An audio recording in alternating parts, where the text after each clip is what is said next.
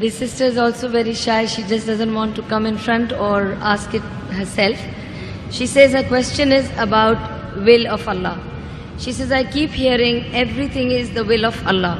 Whatever happens is the will of Allah. And they say that everything is written already. So then where is the freedom of choice? When Allah gave me freedom of choice, whatever I do, if anything happens, they say, oh, this was written and it's the will of Allah. And if you could explain, if there is so much, everything is written down, then what is my freedom of choice? Sisters asked a very good question, very important question. That if everything is the will of Allah, then where is this freedom of choice? And this is a question not only asked by non-Muslims, even asked by Muslims. It's talking about Qadr. That if it is mentioned in destiny, that I'm going to rob, and if I rob, who's to blame? Allah is to blame.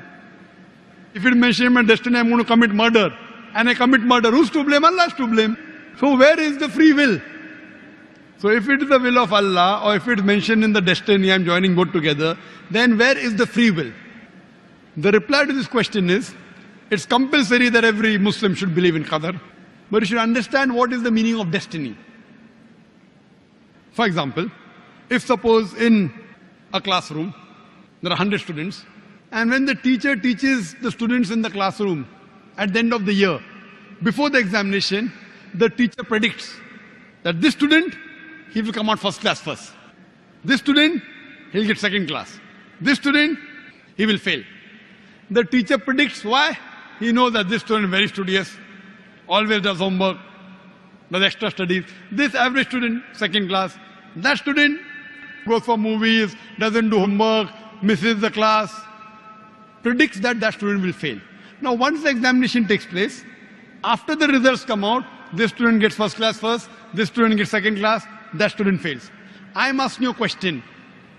Can the student who has failed, can he blame the teacher that because you have predicted I will fail, I have failed? Who's to blame? The student or the teacher? Who's to blame, the student or the teacher? The student. The teacher predicted. Who's to blame the student? He did not study, he did not do his homework, he used to go for extra movies. So similarly, Allah subhanahu wa ta'ala has given the human being the free will. Allah has told you what is right, what is wrong, but the choice is yours. For example, if you come at a crossroad, there are 4 roads, A, B, C, D. You can choose any. You choose road C. So Allah knows in advance that when you come at crossroad, you will choose road C. So Allah writes, when the person comes at the crossroad, he will choose road C. So it is not because Allah is writing that you're choosing, because you will be choosing, Allah is writing.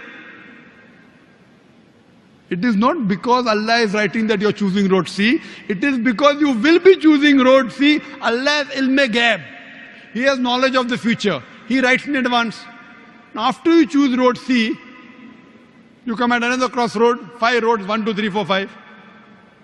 Like after you pass the 12th standard, you can become engineer, you can become doctor, you can become businessman. You choose to become a businessman. Choice is yours.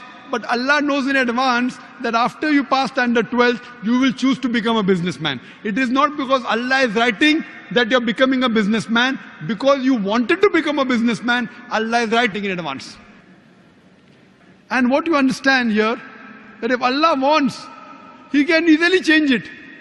For example, if in a classroom, in the mathematics examination, the teacher gives the paper 2 plus 2 is equal to how much?